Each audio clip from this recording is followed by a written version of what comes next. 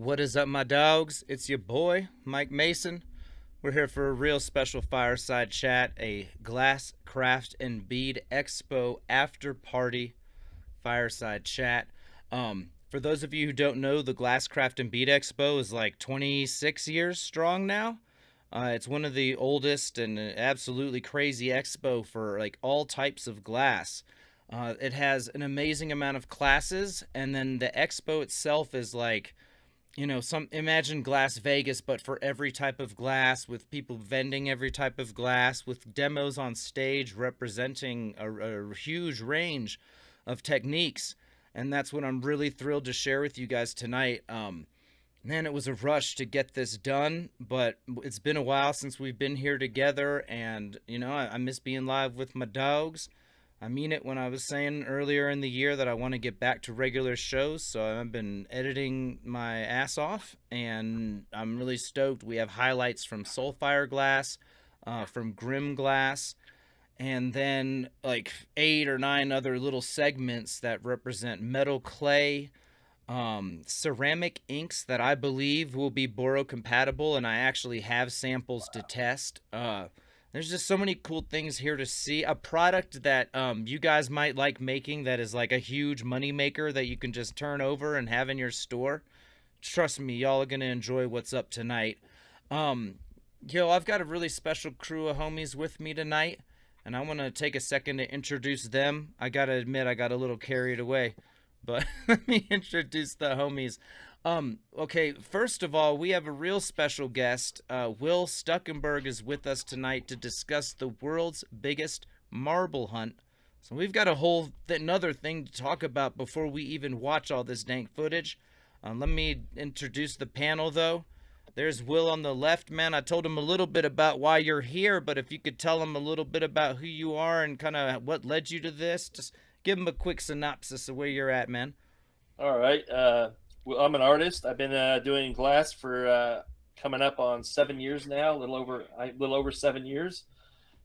Started working on trying to find something to help change the industry, bring a lot more people into it, collecting primarily to collect marbles, because that's what I'm a marble artist. Okay. So, and we basically came up with a lot of people were already hiding marbles and doing other types of hiding of art out there, but we wanted to do something and make it go worldwide and make it big. So we actually, I signed up about 150 artists back about 6 years ago, and we launched the project, and it's taken off, and it's just marble hiding groups all over the world now, all over the country. It's a phenomenon, and it's changed the industry.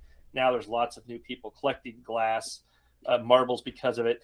This year, National Geographic did a story on us and marble hunting and how it's changing the glass world, and they're actually, there's some writers that are actually following what's coming up that'll be submitting the stories to National Geographic again. So fingers crossed, we're gonna get something done on this big treasure hunt. So we have got the world's biggest glass treasure.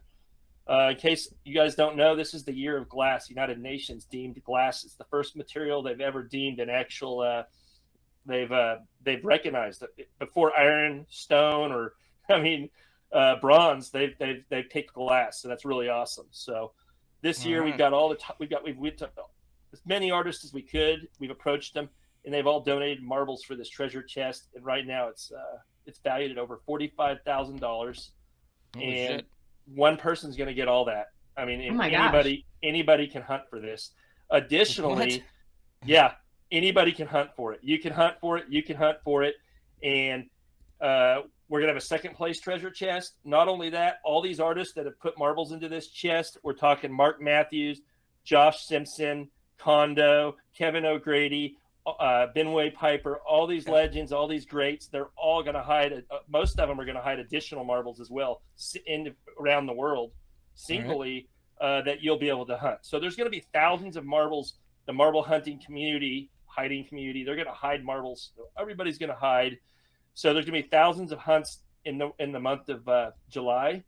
And this treasure, it's for everybody, dude. Anybody can hunt it. It's going to be madness. I mean, it's going to be, you win this, it's like we're winning more than a year's income for some people. It's going to be pretty incredible. Dude, that's wild. All right, I got to take just 1 second. We're going to get right back to this. But I did want to introduce my lovely co-host over here, Carrie Strope. And Carrie, we just got back from the Bead Expo, and we wanted to just kind of take a second before we jump into the full world's biggest marble hunt discussion, because that's like the craziest thing I've ever heard. Somebody's gonna win this like museum worth of marbles. No kidding. Speaking of things that belong in a museum, though, Oh. I wanted to congratulate Carrie because she took first place in the mosaic category in the Gallery of Excellence at this show. So, and this, if you guys might remember, is the dress that she made. It's even got some of my Marini in it. But she wore this in the fashion show in Murano, Italy. So that was just one highlight of this event. And for me, the highlight was filming all of these amazing things that you guys are going to see highlights of shortly, and kind of give you an idea of what you might like to watch the full demos of, because we've got them all and all the artists are narrating, and it'll be a whole different thing. But Carrie was there to teach. And yeah, Carrie, if you want to tell us a little bit about your experience teaching and how the expo was for you. Yeah, sure. Well, before we get back to all these marbles, and I'm really excited actually to get back to some of these marbles. I know. I want to make some marbles and hide them now too. You should. Yeah.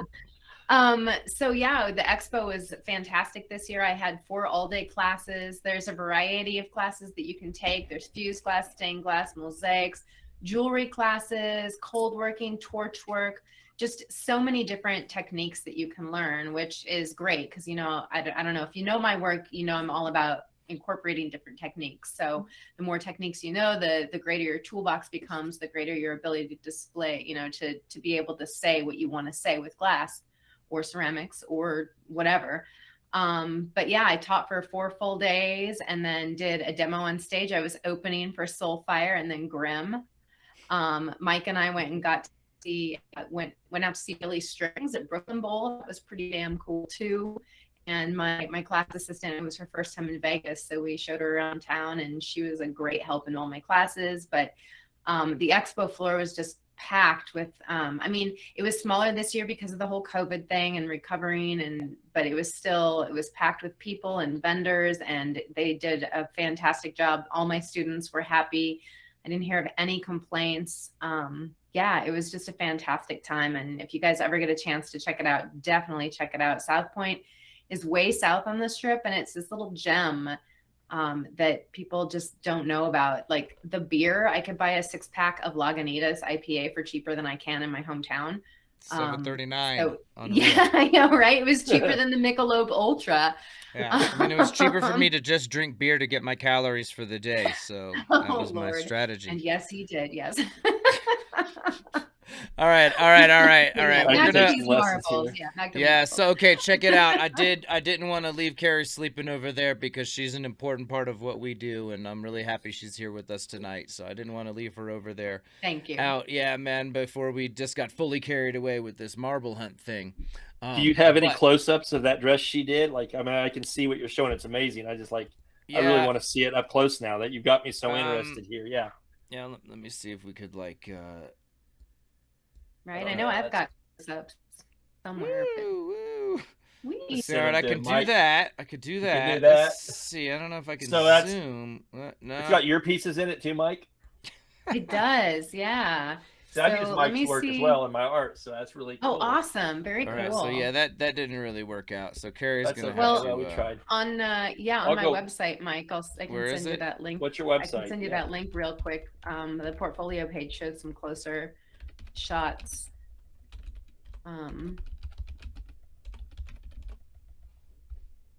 Some kind of detail shots. Okay. All right. Oh, here we go. Well, yeah. Look at that. Oh, cool. Now you can pull it up. All right. Look at that. Man, yeah, you can really see what makes it special, those eye Marinis that... if you scroll down to the... yeah, nice. there you go. Yeah, scroll down a bit and you can see some of the detail shops there. Look at this, my dogs. Cool. Really? So that's all glass. That's all glass. Everything on right there. Well, I mean, I had to make the substrate. So in mosaics, the substrate is whatever you build on. So it started with a friend coming over and I got plastered. She had some wine too, but she basically plastered my body, and then we cut that off of my body, and then I had to kind of draw the lines and figure out how it was going to fit, how I could move, get some seam allowances in there, because you can see it was all stitched together. And it was we got 9 months notice for this fashion show, because Laura Donofer, the lady that organizes it, she generally submits the proposal to GAS conferences. And generally it seems like anytime the GAS conference is held in a location that it's really special to the studio glass movement, she has a glass fashion show. And there was going to be one this year in Tacoma, but with COVID and being an international conference, she delayed that again.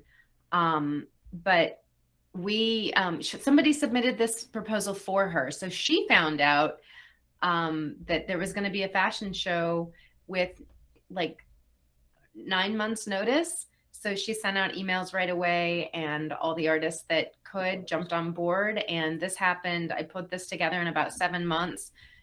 2 months of that was trial and error, trying to figure out how I was going to do this. And once I finally figured it out, then I had 5 months to finish putting it together. But there were some amazing costumes, and there are a couple of videos on YouTube that show this. Mike's is kind of the nice, it's like real-time video, so you can actually see all the costumes in order. And then Laura Donofer had some photographer or videographers there, and they have several different angles. It's like a 15-minute video on it. That's kind of the vibe of the whole show, and shows everybody on the canals and people that lived there hanging out the windows, because this isn't something that happens every day. And I don't know if it's ever happened in Murano, like a fashion show in the canals. Wow. Incredible That's time. cool. I got to shout out Beth Highland, who just went by in the really cool dress. That's the last video on our channel, is this really cool lecture she gave, and there she was in the fashion show. And awesome. This was an incredible moment and an incredible thing. So yeah, that's where that dress came from. But anyways, not to get carried away with Carrie away. We can't get carried away. Not to get carried away. Yeah. Now let's get wheeled away. Yeah, no. Will, I wanted to take a moment here, because you showed me earlier this gallery with all the marbles, and I had pulled it up and kind of zoomed in on it, and like you were saying, the roster of artists involved here. It's amazing. And we're not done. Yeah. I mean, this is the final for the first place. We had to close it down because we're doing press releases next week, and we wanted to have a final value on that first place treasure. But we're now, still all of these marbles are in the first place treasure. Yeah, all right, this is so first somebody place. had asked about that in chat. So this is it. Absolutely. Everything in here you're going to win for first place. But right now we're still taking marbles submissions for second place, the treasure chest. And if it goes over 50, we're going to make a third. Right now, I can tell you that we've got so many of the top artists in the world in this. Look at this right here. You're going past John Bridges there. Look at that piece, like a $1,400 marble. There's a Mark Matthews. There's right there in my hand. That's a 4-inch Jeffrey Beadham. I mean, that's a $3,000 marble right there. Yeah, no, man, you weren't kidding when you were like, you're gonna pass it. Yeah, no, you were like, you're gonna be blown away, and I was like, all right. Oh, there's my boy Skaz, got triple. If y'all don't know, I've got a marble like that he gave me as a gift. It's one of my favorite little treasures. Hell yes. No, man, this is awesome. Wait till you see. You got a lot of the legends in there. Oh, he's got the preface for Pussy's Lewis Wilson joint, Lewis man. Wilson. Hell yeah. Shout out to Lewis, Dirty Louie. Corning Museum of Glass made that marble that you're passing right there. The glass team did. They made it for the treasure. So it's you're going down. You're going to see a lot of familiar faces. Yeah, I mean, dude, Mark Kornblue too. What? This is a really special project. So we've been working on this. 157 artists for this, and we're not done. Right. But right now, the world's going to find out about this in about a week. We're going to have videos, and everybody's going to be invited to come hunt for this in July. And this is all of these artists are going to have the chance to submit, including the artists that put pieces in the second place, to submit press releases on themselves saying, hey, we're involved in this project. We put marbles in this treasure, this worldwide treasure hunt. And it's going to be hundreds of press releases going out by all these different artists. And this is hopefully going to go viral and take off. And we're going to bring hundreds of thousands of people into the community. And we're gonna have a lot of media outlets following this treasure hunt because obviously, look, you got the Denway Piper. And Piper you Dan, just the got, homie, man. look, yeah. there you go. Slow down and look at that when you're passing there. You got the you just passed a really nice one there. It's too much trouble to slow down, that Playboy. Ginger Sanders? Oh, there you go. No, Ginger you Sanders passed. too. Yeah, we just got to go at normal speed for everybody. Yeah. Or we'll be here scrolling this thing for 2 hours. So yeah, you passed the. We were really surprised when we got Kondo, from Japan to put that marble in there. It's around, it's like a $2,500 marble, and his stuff goes up to, like $30,000. But it's an amazing piece, Crazy, so, crazy. Yeah, just, man. A lot of. Is there a link? Really... Is there a link where everybody can find this, or is this a special? It's like a private absolutely. link? No, we've got the world's biggest marblehunt.com, and you can find out about the group where we hide the marbles. And the artist group right now, we're privately doing that together. So you can just message us on Facebook, and any artists that want to get involved, we'll put you in that group and get you on. You'll be in the end. It's any glass artists that make marbles. Everyone's invited. Soft boro. We're not discriminating. It's just got to be glass. Shit, Carson Pinella, dude, I gotta give a shout out to my boy. Yeah, we got Josh Simpson in there, and Josh Simpson, one of the first people to hide marbles. He hid thousands with the Infinity Project, but he hid them to be lost. He lost marbles, I should say. We hide marbles as treasure hunts for people to find, but this is going to be the first time that I know of that Josh is actually joining in on something like this to hide marbles for people to find. So he's actually going to hide another marble, and he put one in the treasure chest. I know National Geographic interviewed him earlier this year when they did the article on all this, because I gave him a shout out because he was a big inspiration when I started all of this movement.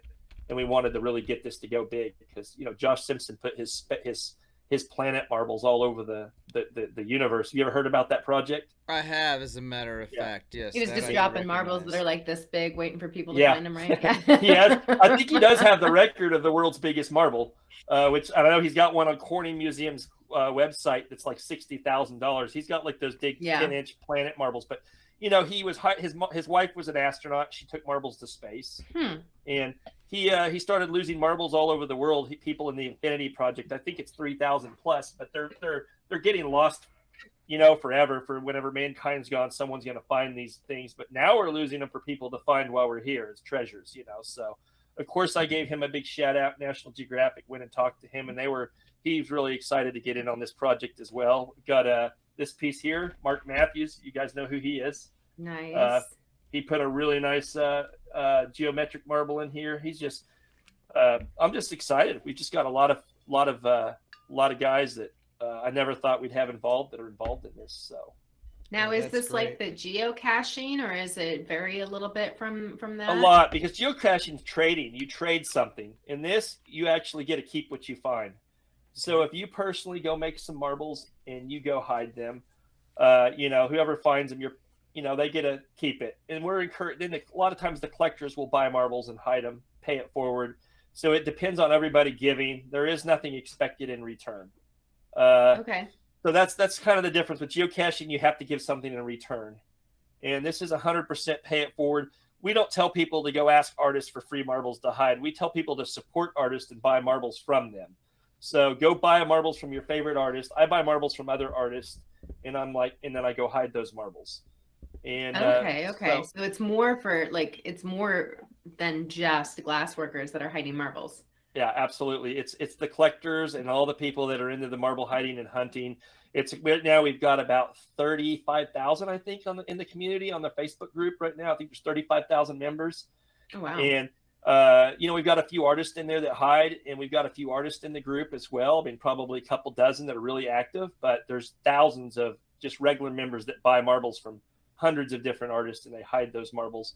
And so the awareness of this treasure, letting the public come out and hunt for something worth $45,000, a glass treasure, is going to bring thousands, if hundreds of thousands of new people into the glass world that didn't know that marbles were handmade art, something that's valuable like this $3,000 marble. They have no idea. And so that's where the awareness is coming in. We're trying to create an awareness for the general public, because people think of marbles, they think of these little toys I've got over here on the shelf that you flip around and play with that come out of a machine. I'm not I love the machine-made marbles. I grew up playing with them as a kid, but this is artwork, and those are machine-made marbles. There's a big difference. So And you just, said National Geographic's going to run an article on this? well, they already did. They ran a story on it just I think about 2 months ago. Okay. And about marble hunting, and some of the writers are following this, and they'll probably submit another story, and they're freelance writers, so we don't know. We may get lucky, and they may follow up. This is a lot more exciting than the article I ran. I mean, this is a $45,000 treasure. Yeah. And plus second and third place, and all the additional marbles being hid. It's probably going to be safe to say we're going to have over $100,000 in glass hidden in the year of glass. So yeah, it's going to be awesome. All right, man. I got a couple of questions, so I'm taking the screen real quick. All right. Just so I'm not like the voice in the distance here or whatever. But no, all right, look. This seems cool as hell. Like, all right, if I want to participate, all right, let me talk through a couple of points. How do you get into the big chest? And dude, like, I love hiking, for example. Like, if I'm out on a hike and I want to hide a marble, is this something that can be associated with this? Because you said people will be like hiding other things. Okay, talk to me about what people in this audience who are like, yeah, I'll send a marble, or they're really interested in doing this. What are the next like actionable steps? What's the next moves for me, for anybody who wants to like hide a marble, get in the big chest, and be part of the actual hunt? What's our next actual moves? Great question. Thank you. Baby. Yeah. the next step is the next big chest is going to be second place. The first place has closed down. We had to close it down so we could get a number on this for the media. And right now, the main treasure, I've only got a few pieces here today with me. It's all being moved to Eureka, California. It's going to go on display at the Clarksville Museum in Eureka. It's going to be on display there for the media for it's going to be on display there for a month. The month of June, it's going to be displayed right before the winner takes possession. So if you want to get involved as an artist and put a marble in the treasure chest, just go to World's Biggest Marble Hunt, email me. I'll send you a link to the artist group, or I'll send you an invite. Anybody can put a marble in it. As long as you're the artist and it's handmade. And we will, you can put a marble in the second place chest right now, and we'll do a third place if it goes over so many pieces. So it's still open, and then you'll be part of that history. You were in this massive marble hunt. Even though it may not be second, you'll still be second or third, and we will be in those chests. And what we'll do is we're going to provide you with press releases as an artist, and you can go to the media with that and say, look, I'm a part of this, and you can have them do a story on you as an artist in your community or with your paper or your outdoor magazine or whoever you want to talk to about it.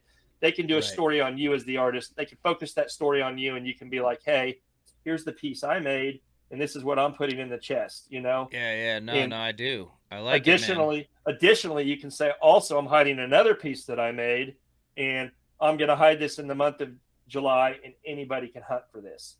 So some artists are going to hide multiple pieces. You know, it's up to the guys. I'm going to hide probably half a dozen to a dozen of my own pieces. I know other guys are going to hide 20 or 30. I can't, I don't have the time to make that right now. I'm just trying to keep up with everything I'm doing to organize this event. But I got you. It's going to be a lot of fun. I mean, Beadham's going to hide another earth marble. Mark Matthews and Josh Simpson are hiding additional marbles than what's in the chest. So these treasures are going to be out there.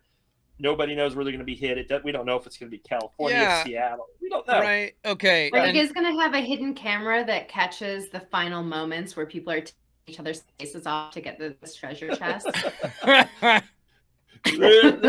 We have no idea yet. It's gonna be mad. I'll tell you, I'm trying to design the hunt in a way where the media can maybe follow some of the teams. Sure. It's right now, I really can't say much. There's not very many people. Anybody that finds out any inside information on that is excluded from hunting it. So not very many people want to know anything. It makes sense. No. I can tell you I'm doing a lot of traveling. I can give you that because I'll tell everybody that. I'm going to do a lot of traveling, and you're gonna have to travel some miles for this, and you're gonna have to probably hike. Okay, I love it as a hiker. Sounds up your alley, Mike. It does Stop sound all right. Mike. And all right, now here's my question though. I'm not asking for anything outside of. No. All I want to know next. What information? You don't have to give me that information, but like, what will be the information provided to the hunters at the start? Like, if this were the beginning of the reality show, like, what is like? It's in the GP. Like, what is the like? How is this all going to be framed? Like for the hunters? Yeah.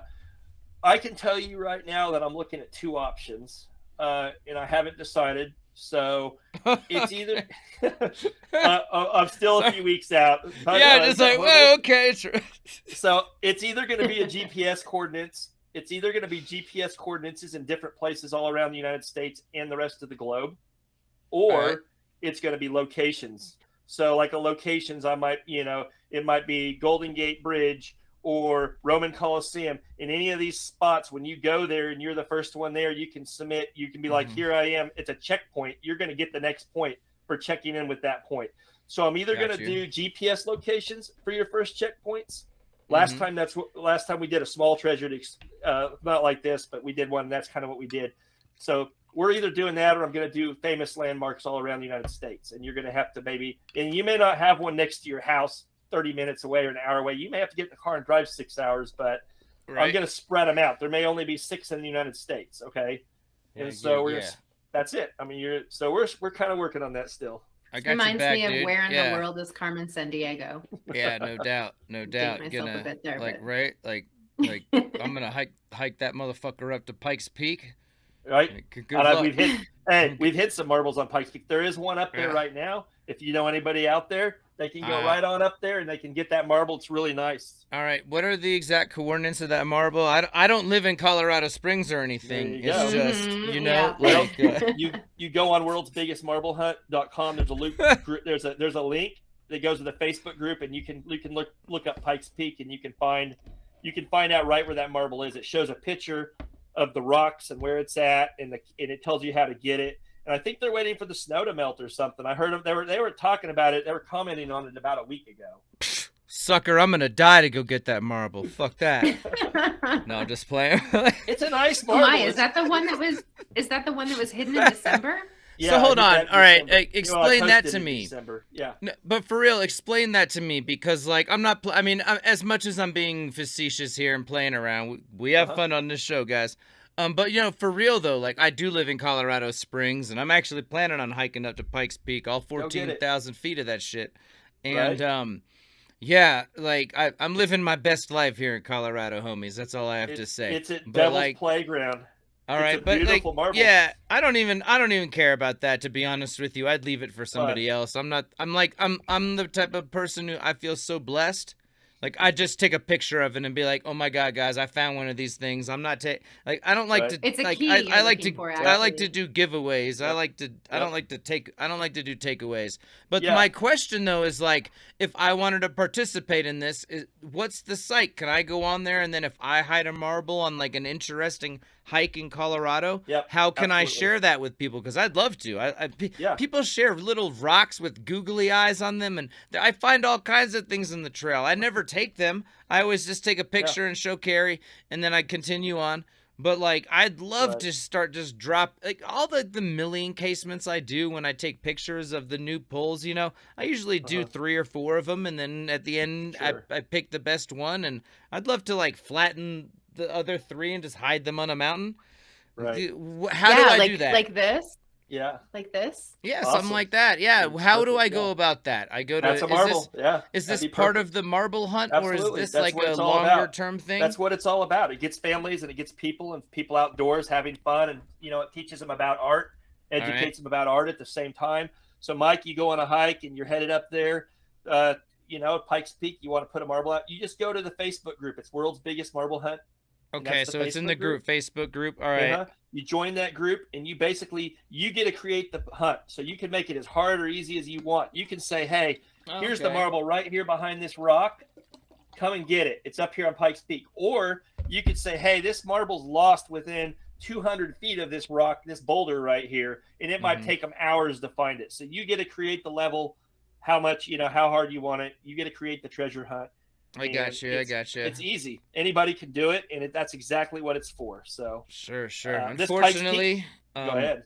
Unfortunately, I'm not a big fan of Facebook groups, so yeah, I'm just playing, man. You got one, buddy. We know all about yours. But it is what it is, man. It's been a good time with the Torch Talk group lately.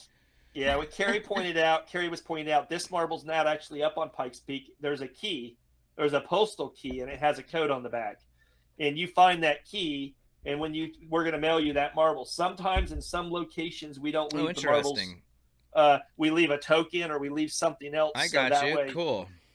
We also can create marble hunts. We found different ways to do it. Just be creative. I put one on the Great Wall of China. I said, if you find this spot on the Great Wall of China, you take a picture of yourself holding up world's biggest marble hunt sign, you win this marble. And so that's how they won it. So we've created virtual hunts. We did another one at the Roman Colosseum the same way. We've basically taken all these places around the world and we've said, hey, if you go to this location, you're going to win this marble. So even if you can't go to the location, you can still create a hunt there. Very cool, man. I like it. Google Maps. We've used Google Maps a lot. And then everywhere I hike, like you, Mike, I take marbles. And sometimes if I don't have marbles, I take tokens and I hide the token. Like I hid this postal key that has a code on the back. And I said, hey, when you find this key, you get this marble.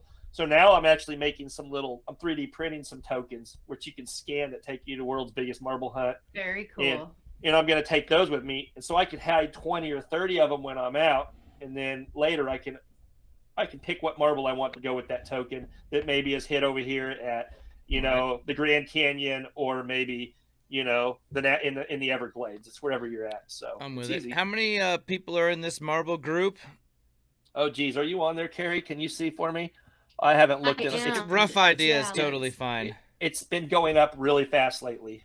Okay, but where is it at now? Are we talking 10,000? Are we talking 50,000? 2.9K members, so almost 33,000 members. Fuck yeah. Okay, so there's like people all over the world trying to find these damn marbles, right? Okay, I love it. I mean, because sure, if we share a marble and we hide it in some special place, but if nobody knows about it, I mean, it's kind of hard. Like, it's nice to have like a continuous feedback loop and not to sound calculating. But the truth of the matter is some things, like, people come at you with ideas where they want your work for exposure.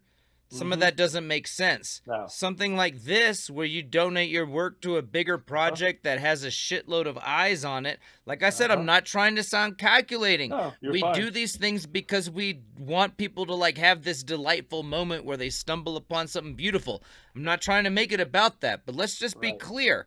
Like, if you want to participate in something that might also help your business, there's nothing wrong with that. Like, we have to feed our families, and we have to do our best to do good in this life and do good by ourselves. So it's like, you may as well participate in a project like that if you happen to feel that altruistic way. Don't get me wrong, if you're like the anonymous wing type of person and you just want to drop a marble somewhere, whatever.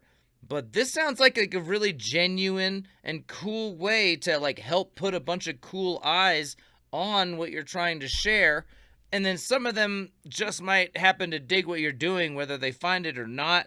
Like, I see that it's like I said, I don't mean to sound calculating. It's just when everybody wins and when positive eyes are being put on positive things, it's not a bad thing, for everybody involved. Even, it's dank. You get you get some of these big organizations eyes on it because so many people are hunting for marbles. Why not take advantage as a marble maker or get in on that, baby? There's nothing wrong with that. We have to feed our families, players. We've got brand new artists in this, and they're going to get all kinds of attention from the media. And I mean, they're going to get all kinds of public exposure. Guys that have been only making glass for a year or two, and we've got guys we've got the greats in here, like Mark Matthews and Josh Simpson and and all these guys like Kondo. So it's going to be a lot of exposure for everybody, and that's what we want. We want people to find out about marbles that have never heard about them before, you don't have.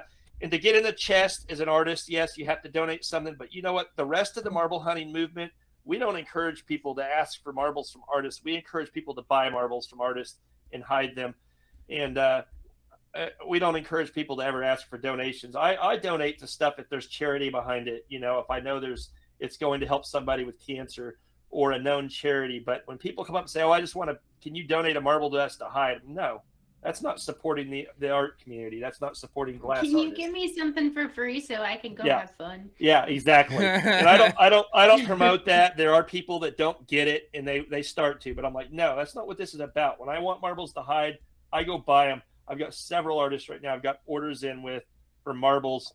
One right now, I told just the other day, I told Chad Parker, I said, hey, make me 4 or 5 of these monster faces. I said, I want to take some of those with me on my next trip, you know? So I just tell different guys, I said, here, I've got another artist, I think Eddie Cease. I told him, I said, get me some marbles together. I need a half a dozen to a dozen. Just make me a good price. I want to buy some. You know, I buy a lot of his work from him and I collect it. I buy, I try to support these guys, you know? Sure. Although I am laughing a little bit because all I can think of is that episode of South Park where Cartman is like telemarketing or whatever, and he's like, "You busting my balls." So like, I need 18 marbles. You busting my balls here. Give me a better price, though. Exactly. All right. I don't mean to bust your balls, man. I'm sorry. It just made me laugh a little bit. That's great. It's good. Yeah, no, because you're doing something special. You gotta speak up for yourself. It's just what I was talking about before. There's nothing wrong with that, you know. There's things like if you're exploiting other people, then get the fuck out of my house. But like if you're promoting yourself because you want to feed your family or you want to do something that's really cool and special and brightens people's days, then fucking promote that all day, baby. You got to speak up or it's never going to get off the ground. So you're not going to see my name on this project a lot. I'll be honest with you. And I'm on here today with you guys, but this project next week when we start launching these press releases and everything, the primary focus of this is going to be this treasure chest and all the artists in it. It's going to be, and we're going to encourage all these artists to do press releases on themselves. These stories are going to be about all these different artists. And so you're going to have hundreds of stories done on this out there in the media about all these different artists. I mean, and that's the push right now. Like you said, is to push the glass, to push the artist and to push the community, to help the art community. And it's going to work. It's going to be a big deal. Very good, dude. Now, are you going to be like posted up by that treasure chest with like 6 guns in that safe behind you? Like ready from like making sure nobody who's not part of it just happens to. I had a lot of issues with that treasure chest. I didn't want that thing coming to my house, to be honest with you. I got a few pieces here, but it's valuable. I went and looked at renting safety deposit boxes. You know how many safety deposit boxes you need for that many marbles to space them out and have them packed? I'm like, okay. So then we came up with the solution. I tried to get Corning to put it on display. Their schedule was full, but they said, hey, we want to put a piece in it. I thought that was awesome. You know, Corning, you know, this, then, so we got the, they're going to be some, a big marble show next year out in Humboldt. And I know we got a lot of glass blowers there, but we got the Clarksville Museum to put it on display for a month. So it's going to be under their lock and key, and it's going to be their responsibility to keep it safe. Because we're not going to take, we're not taking that many marbles out there and setting it out in somewhere up there on some mountain to let some bear tump over the chest and tear it up and scatter it. You're gonna find humans only. No bears can participate. Sorry, bears. No bears and monkeys are out. So I got you. When you're the winner, you're gonna come up on this. You're gonna be like, look, I'm there. You're gonna find that plaque, and it's gonna be like a picture of that treasure chest. So. Yeah. What I found about Corning, man, is that you really do have to slip Bill Gudenrath like a $100 bill to get those kind of things going off the ground. And no, I'm just playing, you guys. Bill Gudenrath is one of the sweetest and most amazing humans on the earth. Like, I love this man. I shouldn't even have made that joke. I apologize to Bill Gudenrath. No, whatever, dude. He's a sweet man. He would appreciate the joke. But I'm not playing around. The guy is like if you guys don't know what I'm talking about, he does like Venetian recreations, the whole series for Corning. He teaches classes there, but then he also plays like amazing music in a cathedral. He's one of the most like beautiful humans I've ever met. You guys should know who he is. So I'm just making this joke so you guys can learn about Bill Gudenrath, okay? It's awesome. Anyways, I'm just playing. I'm sorry. All right. But no, that's awesome that they donated a marble, dude. You can't. Not everybody can just like have something in the display at Corning. You know, really maybe you need to bribe Eric Goldschmidt or something. I don't know. Yeah. No, I'm just playing, man. All right.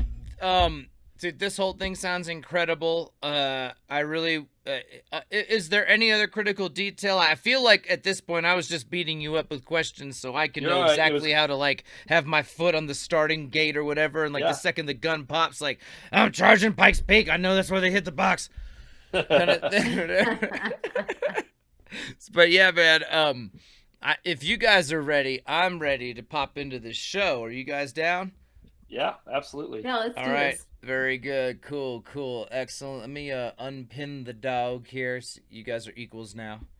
All right. I'm here too. Still Boom. here. I'm still here, dogs. Like Drake or whatever. All right, I'm just playing. Anyways, showtime.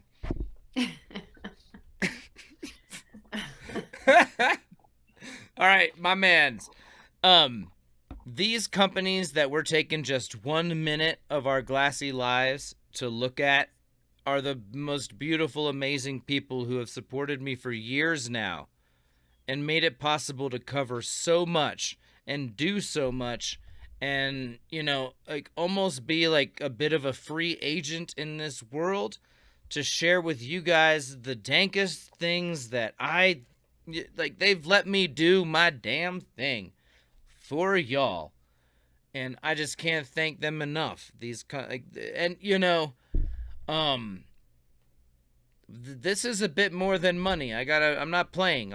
Everybody you see here, all these companies, these are friends of mine. Bethlehem, I just was chilling with Kate at this expo. Glass Vegas, they run this expo. They run both of them. Colorado Color Company, man, I just saw Lewis Wilson making the dopest shit with them. Yeah. Kye Dyes, the homie, man, he helped us run the Torch Talk group for years. Till he was like, all right, you guys, I can't run a Facebook group anymore. I don't blame him. But nothing but love for my dog, Kye. All of these companies, it's a thing. It's a family thing. And then they see that, you know, my heart beats to share with you guys the coolest shit. And here we are at yet another event 5-6 years down the road of doing this. And I'm still loving it. I still love what I get to do. I still feel like the luckiest man in the glass industry. It's that simple. Let's talk about what's happening here, though. What I wanted to share with you guys. This is like an hour of footage. We've got highlights from Grim here, who is doing an Encalmo setup for a foot. And as you can see here, he widened that tube so the opening matched this other section perfectly. And when you're doing these Encalmos, so much of it is about having even-sized holes, having the walls even, and having a flush connection. And if you have those three things in place when you do the seal, you know, in theory, as long as you're not pushing it too far out of place or whatever, you're going to be able to, just heat that, puff that, heat that, puff that. And you're going to end up with this really crisp band of glass that should remain even. And I wanted to tell you guys that these demos have the homies narrating. And when I share them in full, it's not going to be me doing my best to interpret or, whatever. But And that was something that was really great about it. I want to shout out the homie Tom, who works with the Glasscraft and Bead Expo dogs. He's probably been doing this for 20 or if not the whole time, 25 plus years. And he made sure everybody was mic'd up nicely and just made it a really good scene for everybody out there working. It was great. He was my water boy for class. Right. Yeah, man, we can't shout out Tom enough. And here's that move, where you're creating that stress line. You can do it with diamond shears. He's going to do it again with diamond shears, actually. But you can create it with the edge of your marver. You can do whatever. But he's creating this stress line such that he can induce stress in this one little spot. And when that cools and when you hit that right moment, you can snickety snap. And it's happening. Nice. Yeah, so now he's got this section. He's going to tweeze some glass off. And it's interesting because, he gave it just one puff. And then he went in and cleaned that up. And this might not be his normal order of operations, but, you guys, I cannot wait to share this demo with you. The homie spoke at length for, 2 hours. I'm not kidding about this. One of my shopmates, man, shout out to Wyatt, man, Avalanche Glass. He happened to be in Vegas, and because we kept posting about this, he knew about it, and he showed up, and he was asking Grim questions. And Graham Carl, he's one of my teachers. Like, I already know he's like this dude who, like, he's very intelligent, man. He's like Glass Einstein or something, you know, whatever you want to call it. And I've seen him in various situations, though. You know, you catch him at Champs, and he's going to talk a bit. I caught him at Glass Vegas, where he wasn't mic'd up, and he pretty much just talked to me. And here, where our dog Tom, shout outs to Tom, hashtag Tom is the shit. No, I'm just playing, but like, but here, and I think because he was kind of mic'd up, and because people in the audience were asking questions, because I told them to. Handing out cards. Here's your question. Yeah, Here's your question. He was talking at length, and I'm not kidding, guys. Listening to Graham Carl talk about glass is a goddamn treat. He talked about so many things in detail: rotational speeds, like heat zones, a million little things. Like, it's on. Yeah, like, you guys, he I taught can't. a class too, right? What's that? He taught He a class there too, right? Nah, they announced it like 3 days before the expo, and not enough people signed up. I think it was just too soon. Or too late rather. Sorry. So I don't think he actually ended up teaching the class. So this is just another reason I want to put the Bead Expo into y'all's heads, because this is like a crazy event where there are so many classes. And yeah, they're not how to make a bomb-ass recycler, but there are things that will critically inform your knowledge of glass and will add things to your toolbox. And then here we have Grimm. I mean, look, and like here you can see he's taking his time and working that section he added back now, you know? Oh shit, that very brief look at Leanne Short, Amy Short's mom, who runs the company. She's the best. Like, I'm not kidding. These people, like I said, this is like a family thing. This isn't something where they're like, oh, Torch Talk's a big group, let's make money. I don't like people like that. And No. you know, people who come at me with like, I'll help you build this thing and all this stuff, man, that's fake. I don't want anything but organic growth. I don't want Amen. anything but organic guys, you know. And in any event, these people are like beautiful. And he repeated that process 4 more times, and there you go. You got to end. We didn't want to be here for 4 hours tonight, so we did skip just a little bit there. But you saw what he was doing. He you know, just gently, even, dank heat, as I would call it. Peter Kostraba in the chat, my dog, asks, isn't the Bead Expo like one of the OG expos for glass? It is, homie. It's like 26 years they've been doing this. And I think it's one of the reasons that the people who organize it hit the ground running with Glass Vegas, because they had already done this for so long. But yeah, here is the homie really condensing this back to, you know, what you would call just like a nice even bubble. And he's going to blow this out for the foot for a vase he was making. And here you can just see him talking. It was such a tough decision to be like, man, do I get drunk and talk over this? Or but I'm not kidding. We're going to share the whole thing, so you'll really get to hear that. But like, he was talking about rotational speeds at this point, I think, a lot, because he was, you know, and how to open this hole.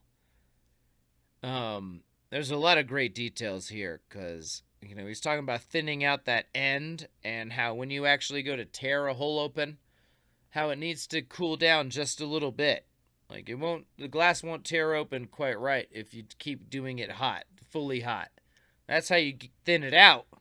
But right when it gets super thin, he was explaining that you need to let it cool down just a bit before you go in for that very final tear.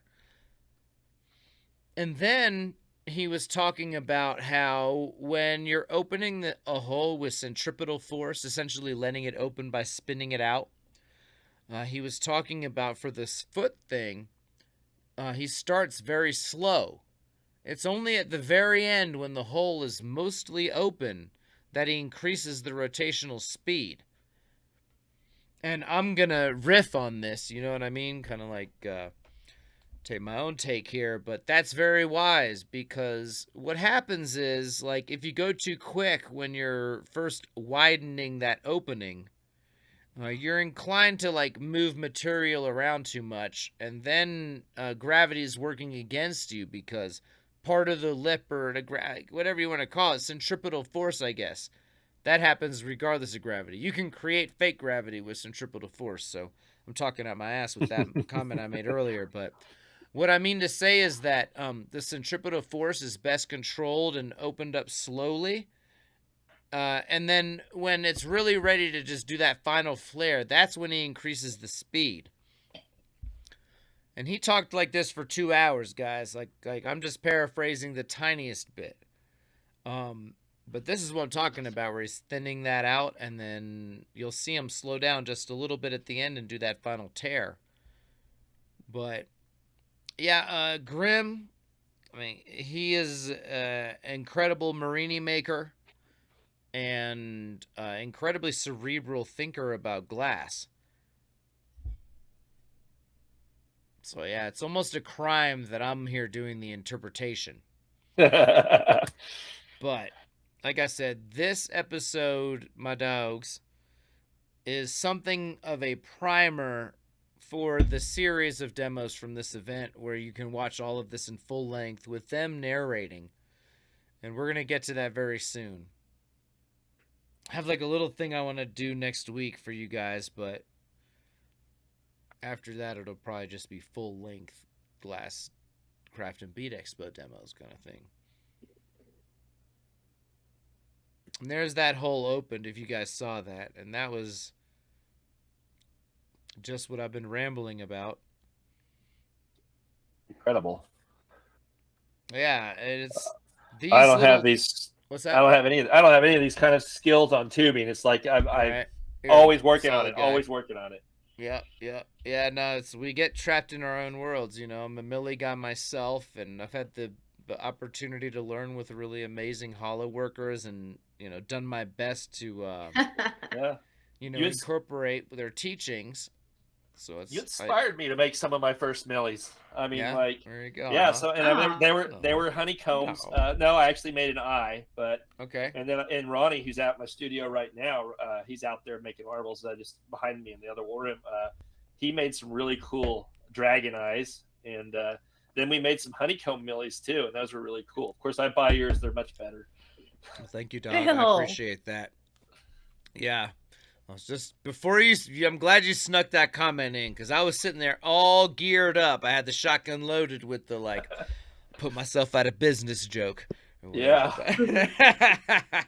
But it's not like that. It's like I'm happy to share, I go really out of my way to make them at a scale that incorporates a certain type of detail and all of that most people don't want to fuck with. I can show you a couple of amazing pieces. Yeah, I'm very happy to share how to get there if you really want to go down that road, that's not here to pretend like it's rocket science. And then, like all of us, kind of like I climb on the shoulders of giants, a lot of this Mylan Townsend kind of shared very basic eye techniques, and I'm just trying to run the ball with what people like that shared.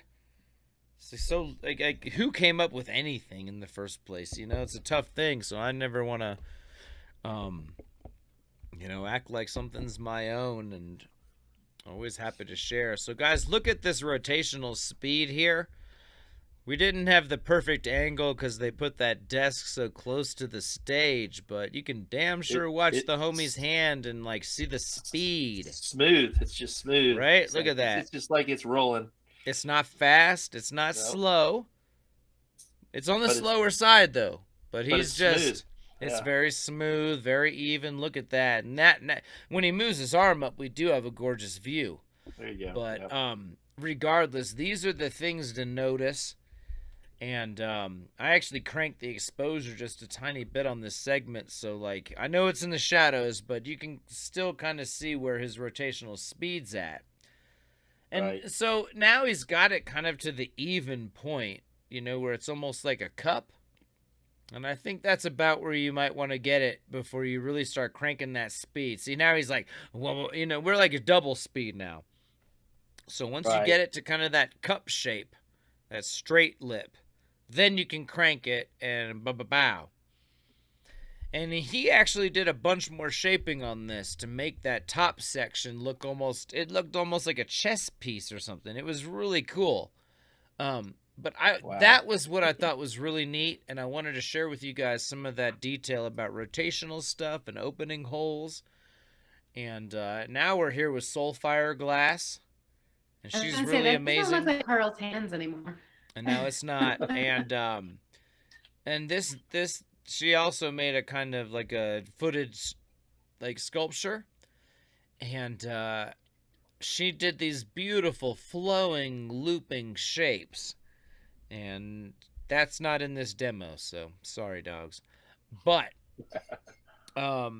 what she did make at this point was this like adorable kind of sunflower thing with a cute smiley face, and I just thought you guys might like to see how that came together. It was, we're just trying to share some highlights here. We're just getting the party started. These are the two big segments, and then after this, it's like quick segments of like all kinds of cool stuff. So everybody who's tuned in, I know we haven't been live in a while, so I thank everybody who's been here and tuned in with us again to keep this party going.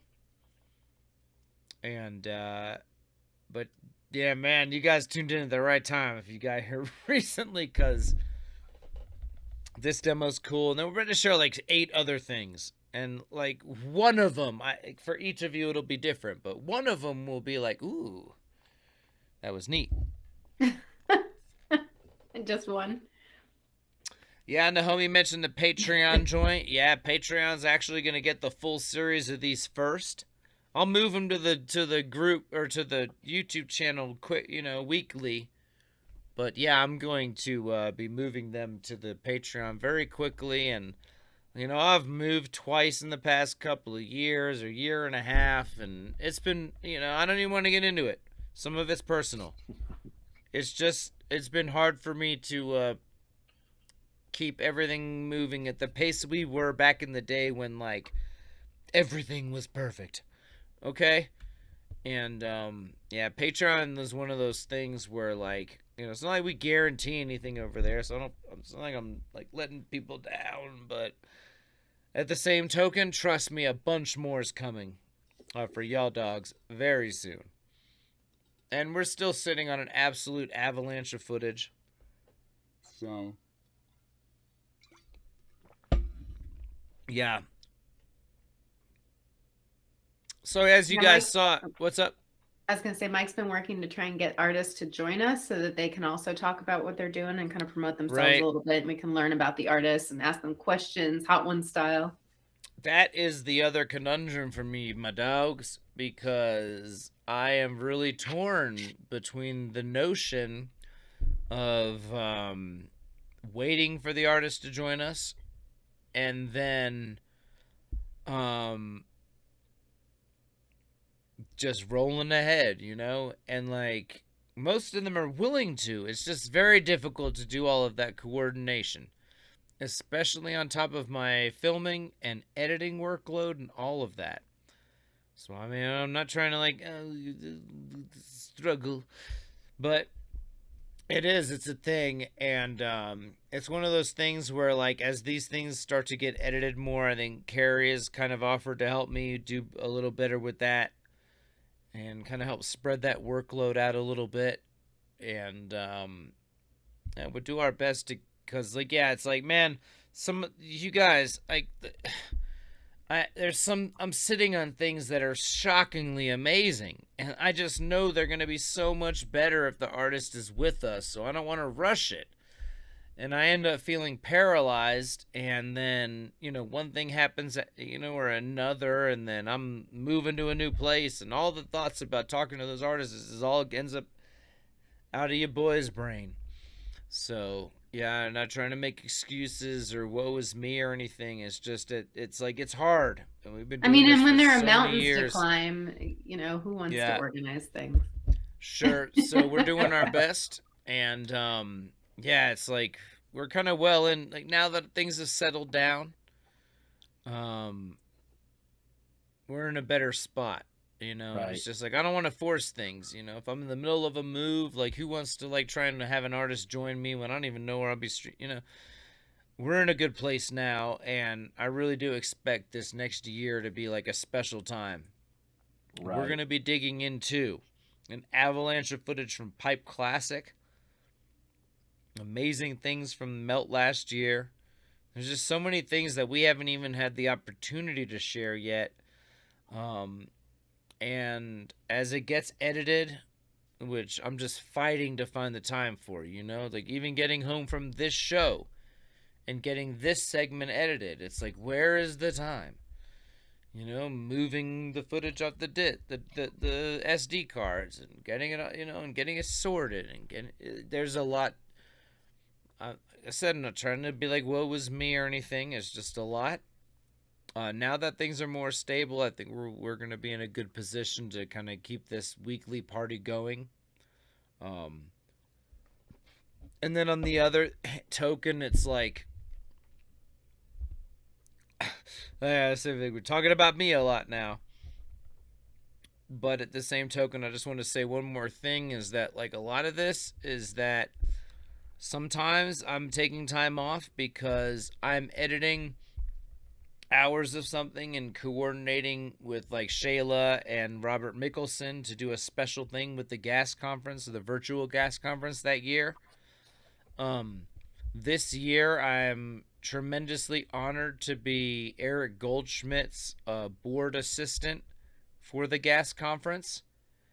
And this is an organization that has been very good to me over the years. Like one of the reasons I do what I'm doing right now is because they gave us the opportunity to do like an official broadcast for the conference in 2017. And they wanted to reach out to all of y'all, to a different community than had traditionally been, and 2016 they let Salt make a pipe at the Corning Museum. Cool. Like this is an organization. Like I get it. Some folks have like this longer history view, and I respect that. But GAS is an organization that changes from year to year to year to year to year because it's a nonprofit. There's only so many people who are willing to stick around after, you know what I mean? Like, I'm not trying to be, but it's the like, board of directors are all volunteers. They have, they're like, that's what I'm trying to say. Thank you. They're all volunteers. Like, or they're people who like made way less money than they're really worth in this world to advance Any of them what are we're doing. Professors or adjuncts in the educational community too, so they really know their stuff. You will be if he flashes back to me, but right now. Yeah. So, what I'm trying to say is like, there's like change there, and like right they've been really warmed up, like to pipe making essentially. So, who are we to judge? Like they've been fucking awesome. They've been awesome to me. Like, and that's 2017 we're talking about. So it's like, yeah, maybe in 1978 or something, they were like, fuck them pipes. I don't know. It's time to let bygones be bygones and like bring all of these different things together. The Glasscraft and Bead Expo is actually an awesome example of doing that because like every type of glassworking is represented here. You know what I mean? And they're bringing out people who are known for pipe making to do these demos on stage. It's time for us to all be brothers. It's time for us to all make love. Well, now. Yeah, kind of thing. Torch Talk is now the home of the orgy. Is that what I'm hearing? Well, we're gonna have a glass orgy as much as it were. You know. Okay. I mean? All right. Okay. Yeah. So, Mike Mason, will you teach us to make love? Kind of thing. Daisy coming along, right? What's that? Smiling Daisy. I see some new stickers coming out of this. Yeah, but Summer of Love. right. Yeah. Gotta cancel myself from this whole episode. No, all right, but let's talk about the glass here. As y'all saw, Soulfire, she made like a bubble off the end of this whole tubing of yellow, and then flattened it, and then she just added all these globs. And like, as she was explaining, there's like an efficiency thing here because she didn't cook them in fully because she knew she would be going back at this step and giving them these little indentions just to give them a little texture. Sometimes a little texture is all it takes to make the brain be like, oh fuck yeah, kind of thing. And that's what she was explaining with this, and explaining with her methodology. And these cats have been doing it a minute. They're efficient. Oftentimes you can just eliminate a step if you're going to be returning to that zone later and getting it that hot, whatever it's going to be.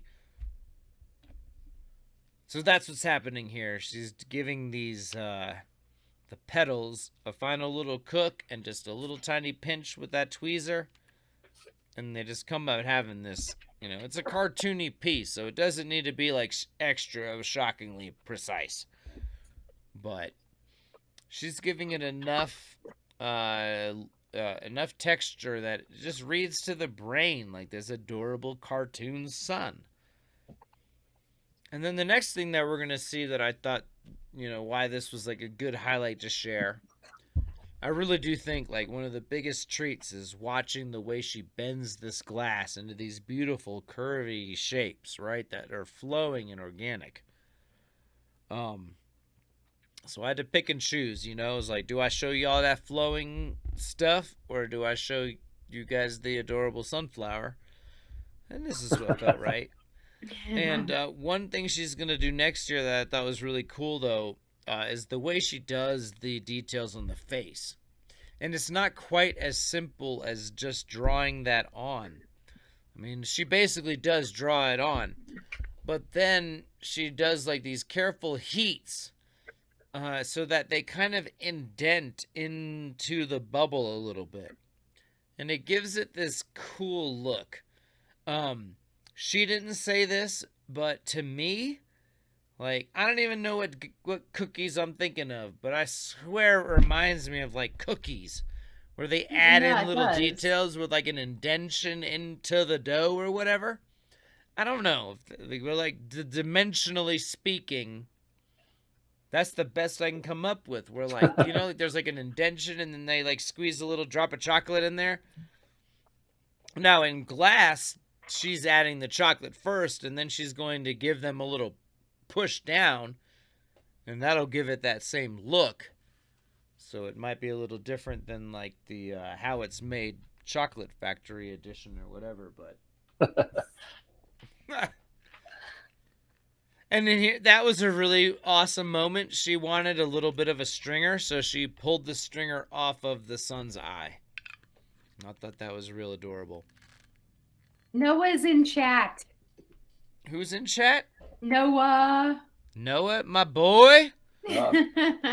Noah, I miss you, dog. Get your ass out to Colorado Springs and take a hike with me, man. I know you're in good shape. Come on now.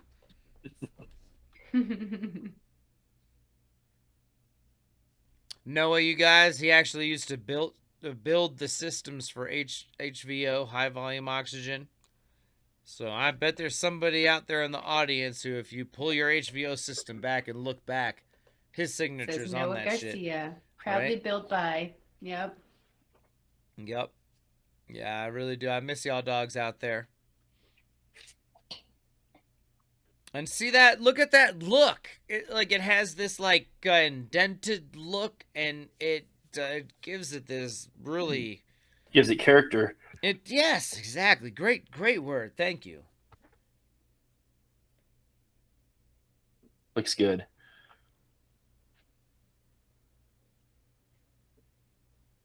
Yeah, it's really adorable. So yeah, she's getting these eyes to have that look that she wants, and telling you guys can make $1 million making spoons with shit like this on the end. So just just pay attention to the adorable way she is pushing this in.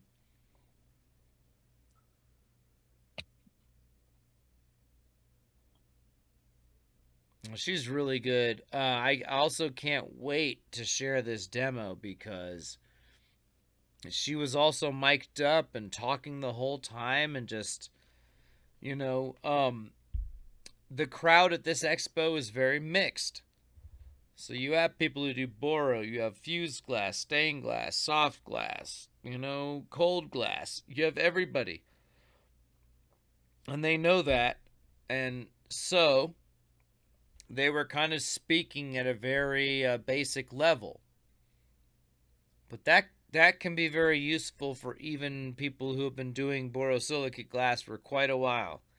Absolutely. It's very useful to hear the way that experienced people like this and teachers speak about this. And here's a thing you see like Yushin and them cats do on or even John Kabuki on an implosion thing. They kind of notch down or push down that edge of where they lay down a stringer line.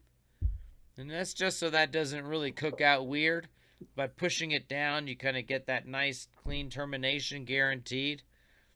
Whereas if you just let that end cook down by itself, the inherent gap that exists there might get weird. So that kind of thing. Yeah, she's going to cook this face in, and I tell you guys, I know we're going to share both of these in full length, and you guys are going to be able to... It really is almost like basic, classes with both of these individuals, and they're both very, very experienced and intelligent about glass, and very good at explaining their process. Now, my dogs, now we are into the fun part, kind of thing. This homie, Randy Wardell, he makes a thing called the glass tattoo system. And it's basically a I don't know what you want to call it, like an emulsifier or a gel that mixes with very fine powdered fritz and allows people to fuse it out and make essentially sculptures with it. There's a bunch of utilities to it, but in this example, he's using a mold to squeeze out a gel with this frit that he's made. And he's essentially making a little tiny sculpture. And these things can be dried out and then applied to stuff. And here, I have to say, I'm not certain anybody has ever fucked with this in boro. What is going to happen if you take some North Star 4 powder. What would, and that's the very finest grade, what would happen if you took that and mixed it with this homie's glass tattoo stuff and did similar things and you can see some of it on that pineapple thing back there. It makes these structures, that's one where it's all laid on there and then pulled off. Right. And, but this actually, if you do it on plastic, it can just exist in 3-dimensional space. When it dries, it doesn't take long to dry, but it'll dry and then can be its own thing. You could almost make a tube and apply a fritted design like this, and then you just have to pull it back out of the kiln, and cook it in. I don't know. So are you gonna try it? Let us know. This one, I don't have any examples, samples of it, but I might. One coming up. There's a woman who has a company, Paula McCoy. She has a company that does these inks that are ceramic based. That's what you were talking about. Yeah. In theory, should be compatible with boro. Yeah, you would think so. She loaded up a gel with this stuff, you guys, into a calligraphy pen, signed her name. There's so many interesting things here. And all right, here we go. So I think the homie's about to pull it up. This is a very simple design, but there's like mad room to play here. Someone in chat is saying that someone's doing this with dichro powders. Holy shit. Oh my god. See?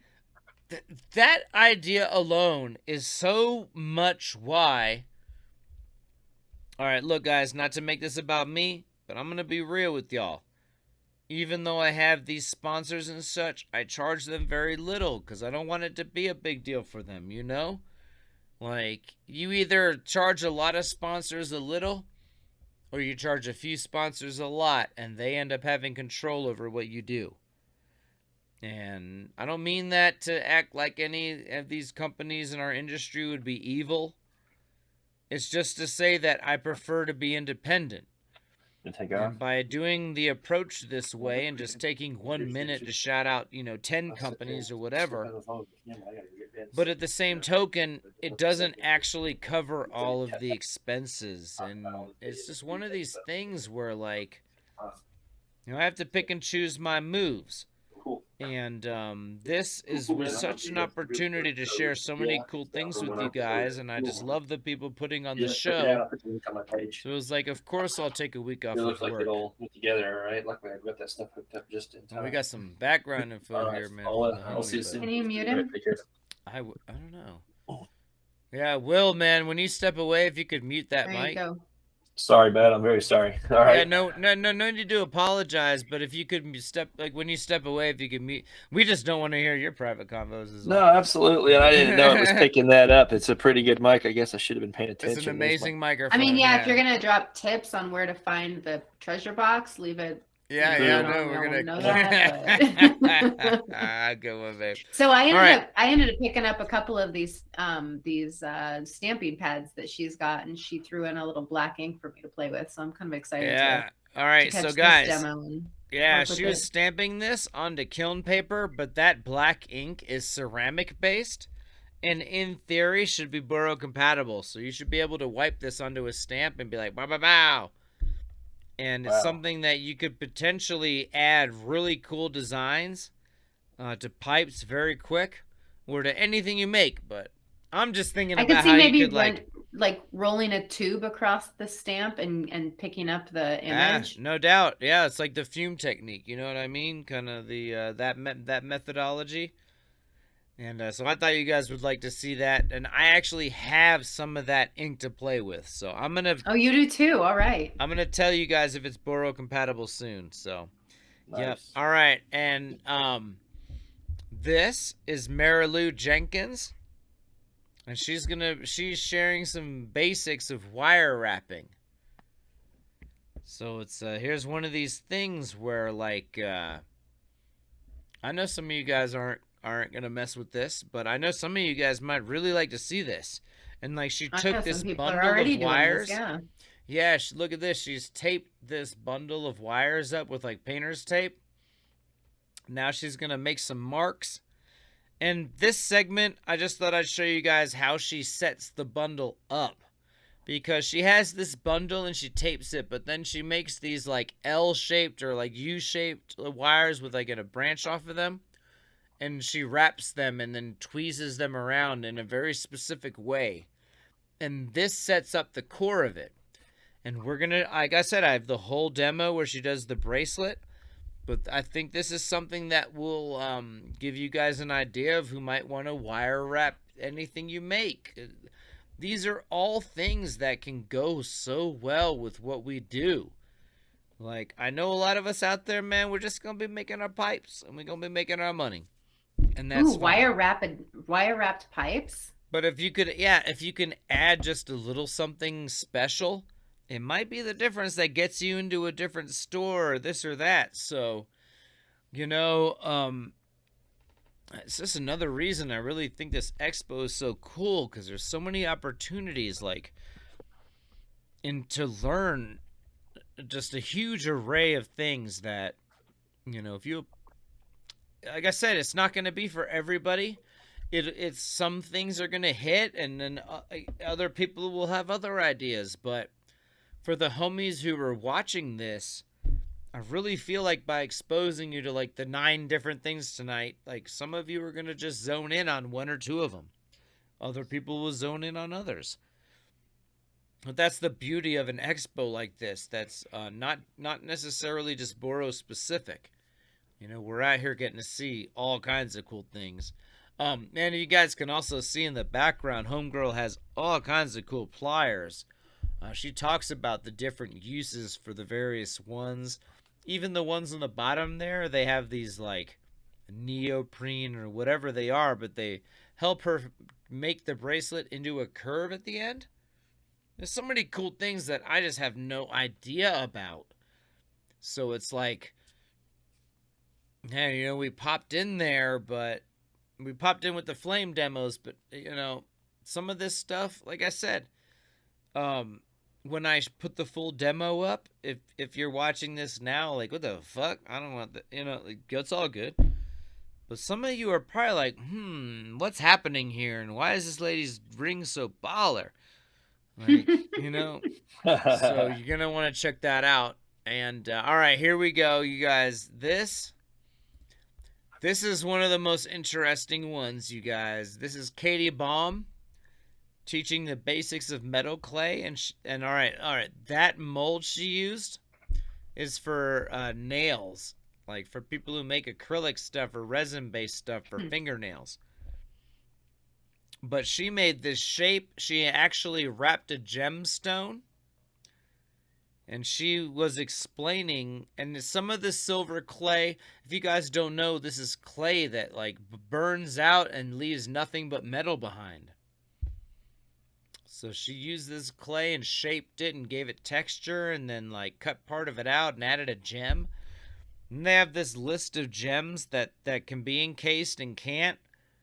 Some of it might translate to Boro, but the temperatures are so much higher, I'm not sure. But they have the same kind of thing where like some of them, because of water content and such, can't be. But here she's made it's all this... about the expandability. So, you know, the Boro, you would make an advance and then do the silver afterwards because it fires at a lower temperature, and you just need to be careful about the expansion. Exactly. So, you know, gemstones, man, whatever. But this metal clay stuff completely will work with anything Boro you guys make. You can add sick metal attachments to your pipes, all that. And then here, man, Homegirl just uses a dab torch. And I'm going to fire up a dab torch over here just to give you guys a similar sound effect. I'm not saying that I'm doing anything with it, but you playing with silver clay too, eh? Just to give you guys an extra real effect. But no, I'm not. This is really fun. It takes 3 minutes with a dab torch to fire the silver metal clay, and then after that, it's fucking metal. Heating up. Yep, and what they say is that they want to heat it to that nice orange glow, not red hot, just this nice even glow, and it's gonna relax shortly, but it kind of curls up as that metal binder comes out, and here it is. It'll come down, and then I kicked it into like time-lapse mode, so you guys can watch the rest. But that was the cool part.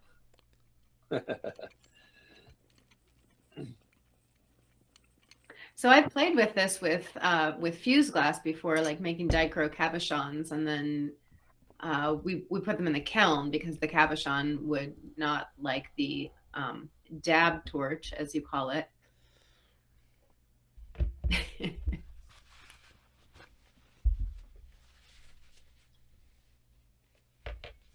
I've heard of it. I've never seen this stuff used before. So if you were doing small pieces of borosilicate glass, like I took my peewee marbles, would I need to cool them down in the kiln after coming? I mean, it looks like we're coming up to a pretty high heat here.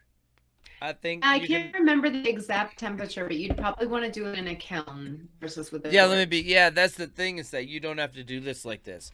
This is just for the demo. So and they're using a fire. Here's the time lapse for the other minute and a half. My metal clay over here has got me a little coughing. Yeah, get to work on that ventilation, Mike. Yeah. But check this out. All right, there we go. So that was like a minute and a half time lapse. And this fire brick is sweet. And look, this is after she brushed it off. Look at that. It's fucking metal. It's silver. Yeah, pure so you silver. hit it with a wire brush to get rid of all the Yep. the matte All finish right. there.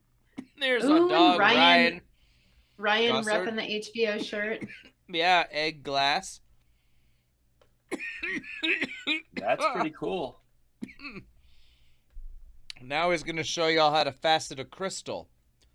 And, well, like I get, all of these demos I'm going to share in full with their narration. But what he was explaining is how when he facets something like this by hand, he makes these into very cool looking crystals, you guys. Top, bottom, everything. And what he was explaining is that he's basically trying to get like a top and bottom, you know, back to back, to back to back, to back to back, until he has like the basic kind of just a real rough set that kind of sets the edges. It's going to take 30 minutes or 20 minutes or whatever of going around those edges to get it to where they're actually crisp, but he's trying to set the basic pattern. And that's really important. Like if you take nothing else away from this, it's just when you first start, it's to be like top and then go to the other side. Then all right, go so 2 spaces in between flip. the exactly, and then go 2 spaces in between those, and then go to the other 2 spaces. And we just skipped a ton of it. Laying a but- dot stack. Yep, an even almost, dot yeah. stack down. So this is just setting up that very basic pattern. Woo! I'll let y'all hear that torch noise too long. That's all I have to say. You gonna survive over there? Yeah, I'm good. But look at this beautiful, beautiful cold worked Dicro thing, and that was just a nice little cylinder, you know, that tapered before. Right. So, Wow. yeah. What's a wheel like that cost that he's using? 400. And that's Something the like whole that. setup, right? Yeah, I mean, the thing is it depends on the size. That was like an 8-inch wheel, and that could be 500 to 600. Right. There's 6-inch ones that have smaller pads, you know, they don't last quite as long and don't have as much room to move, but it depends. But yeah, that was that. And then this is Steve Trebek's Putting a Steve hole in it. Trebek's, my boy Stevie T. Okay, I'm just playing, man. Steve was a real cool cat, and I just don't know how to pronounce his last name, so whatever. But his demo is called "Making Useful Holes in Glass," and he was using this series of diamond bits and jigs with the little tiny cordless drill. And he's just like spray with this, you know, some water. And he had another jig over there that was even more complex for making different types of holes. But, guys, this is one of these things where, like, even if you don't know what the fuck to do with this information right now, like 2 years from now, you're going to be like, I've got this project where, like, if I had flat thing, I could, you know, all that. Or you just need those super flat pieces of disc.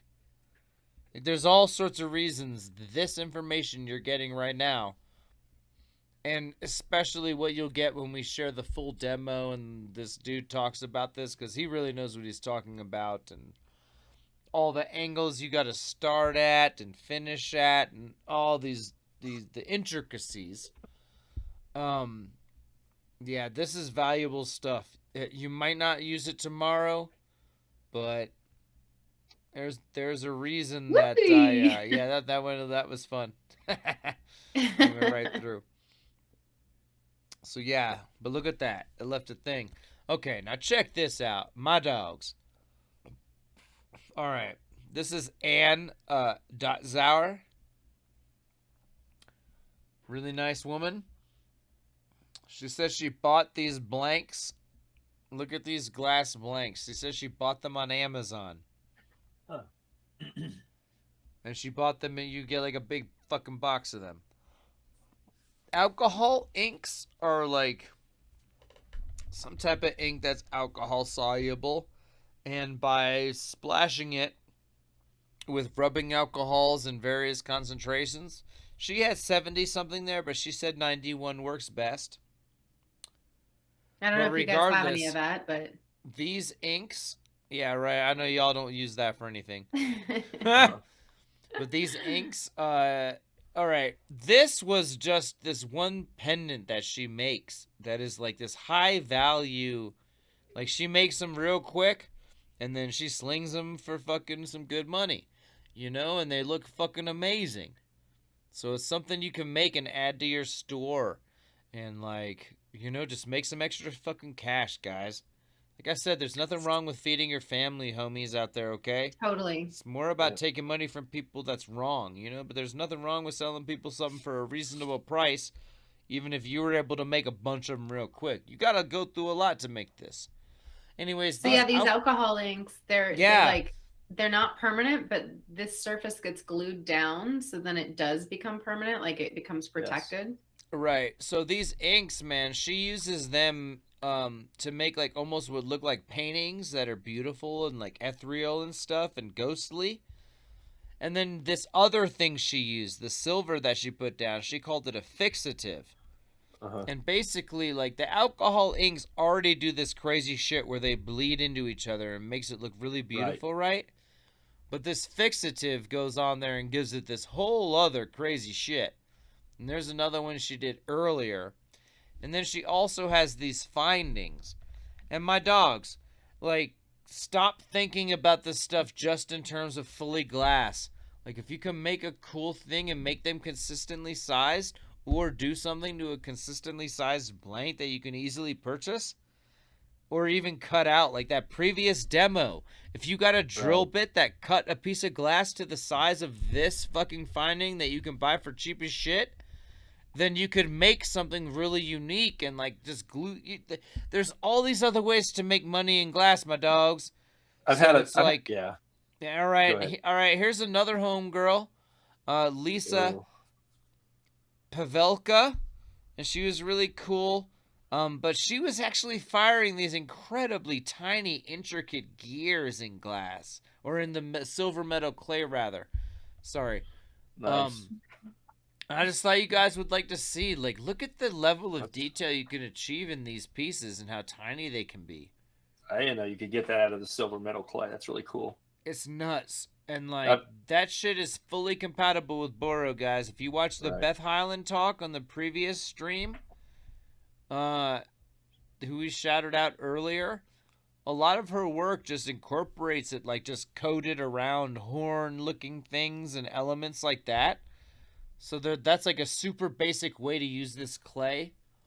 I'm going to get one of those full demos up sooner than later, guys. Trust me. Like, I have something I want to share next week, but maybe the week after that. And maybe even sooner. I don't know. Like, these are narrated. We don't have to make it our Tuesday party, you know?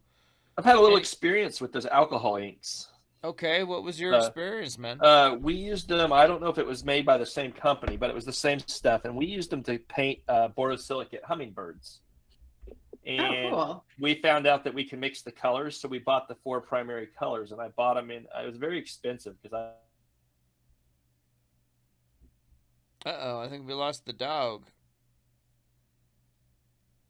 And look at this, you guys. When they scoop this shit up and it goes in the water, dang! Like, and look how quick it's ready to just be pulled out. So yeah, I also, and the homie, this homegirl, I don't know, man. Some of these people who don't know me or our world, they would be like, "Who called me homegirl?" This amazing artist, Lisa Pavelka, man, she also does really amazing stuff with polymer clay, I guess, and like she taught how to do a fade. Now this woman, I don't know who this is. I'm sorry, I forgot. His hands look familiar. Forearms just look beautiful to me, though. I don't know. I don't mean to be objective, you know, like that just feels wrong. But no, I'm just kidding, homies. This is Carrie. She was on stage, also with her assistant Heather, and Heather actually laid all this out while Carrie was demoing other stuff like cutting and things of that nature. but this is basically all right. And got my dogs. Not to turn this into an ad, but Carrie owns a business called No Days Adhesives. And this product, I'm going to let Carrie talk about this in just a second, but I'm just going to give you my stoner ass take, and then she can tell you the real deal. And Will, I'm sorry we lost you earlier there, homie. Like, so like I don't know where you were going with that. Sorry but about like, that. Yeah, it's I all good. lost my internet. My internet shut down. We live out here in the middle of nowhere, so no stress, no stress. But yeah, essentially this product is like a sheet of glue that Carrie also makes glues that like burn out in the kiln that have boro applications that we haven't even thought of yet. Like you could mosaic shards of fucking boro around a tube with her shit and then burn it out in the kiln or burn out in flame. There's all I don't know. Carrie's giving me potentially. I'm not sure. We'll see. We'll have to play with that. Carrie's giving me the shut the fuck up face. Yeah. But anyways, we'll have to play with that. Yeah. But yo, this is more of a grouting demo here, but I just wanted to tell y'all this product actually. And here's another one of these things where it's like, my dogs, you don't, or like, even if it's just a gift for your fucking mom, like you buy a sheet of this adhesive and it's made to stick to glass. And you can take a paver stone like this that you buy at Home Depot for $5 or whatever, lay this stuff on it, and you take a heat gun or your dab torch or whatever the fuck. Or the oven, yeah. The oven, whatever. Carrie's going to talk about in a second. But then you could take like encased millies and like a little section of something. You could do anything that you've made in glass and stick it to a surface. Like there's all these possibilities that that I'm just excited to share because my mind doesn't go in those directions until I maybe happen to see somebody doing it, you know? And then you find out that there's this whole other world of products that people made. And it's so amazing. And like all y'all dogs out there, man, like we do this cool thing, but like what the fuck, like, okay, for example, what if a tube that you made that you were proud of, what if that motherfucker broke?